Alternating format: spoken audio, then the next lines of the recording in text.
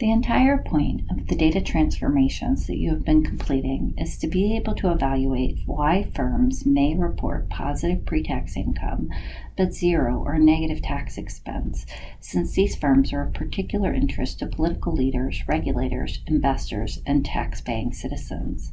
A secondary objective is to enhance your understanding of research design choices, such as the construction of variables, as this impacts the inferences drawn. Returning to the data from the first video, these two objectives require that you be able to identify firm years that are shaded in either blue or gray, and to compare and contrast years using the different measures. Binary variables facilitate the identification of firm year observations that are of interest.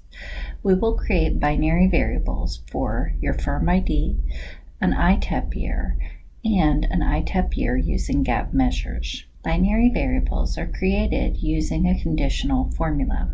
Connect a formula tool from the preparation menu with the formula tool from Step 3, Part 5. Click the drop-down arrow, add a column labeled Firm ID. We get our conditional formula by clicking on FX, expanding our conditional menu, and then choosing the option for if C, then T, else F, and if.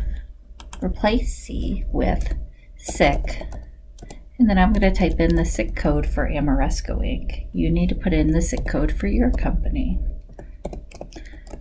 The use of double quotations is common across many data programs to designate an exact string.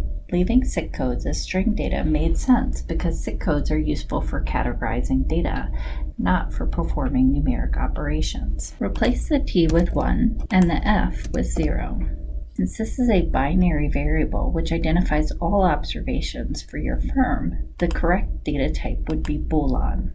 This will result in a true-false output. In plain language, this formula tells Alteryx to populate the new firm ID column with a 1 whenever the SIC code is equal to the SIC code for my firm, Amoresco Inc. Click the plus sign to add a new formula. Click the drop-down arrow and select the option to add a column. Label the column ITEP year. We're going to use another conditional formula, so click FX and expand the conditional menu and choose the if C, then T, else F, and if formula. In order to identify the ITEP year, we need a joint condition. First, replace C with pre-tax income domestic is greater than 0. Type in and to denote that this is going to be a joint condition, and then put in your income tax expense benefit domestic. Here we want it to be less than or equal to 0. Replace T with 1 and F with 0. Change the data type to Boolean.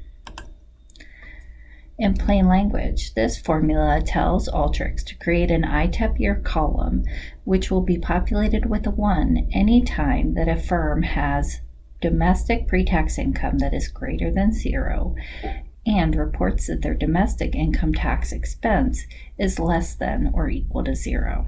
We just need one more binary variable. Click the plus sign. Click the down arrow and select the option to add a column. Label this column ITEP year with gap measures. We're going to use the same formula that we had in the ITEP year, so go ahead and copy and paste that formula, but this time let's change it so that it has global pre-tax income and global income tax expense benefit. Change your data type to Boolean. In plain language, this third formula tells Alteryx to add a new column labeled ITEP year with gap measures and to populate that column with a true when a firm's pre-tax income is greater than 0, but their global income tax expense benefit is reported to be less than or equal to 0. Annotate this tool with Step 3, Parts 6 through 8. Once you've done so, you can save and run your workflow. After running your workflow, click on the Output Anchor from this tool and use your results window to navigate and verify the data transformation. A useful feature in the results window is both the filter and the sort options. This step represents the last step for step 3. So let's add all of our tools for step 3 to a tool container and title the tool container Step 3. Create ETR, tax, year, and binary variables. Great job. Step 4 requires you to limit the transformed data to just those fields which will be relevant for data visualization. It can be tempting to leave all the fields. However, excess fields can often confuse users of the data who were not originally involved in the data transformations. Additionally, excess fields can slow up the downstream data processing.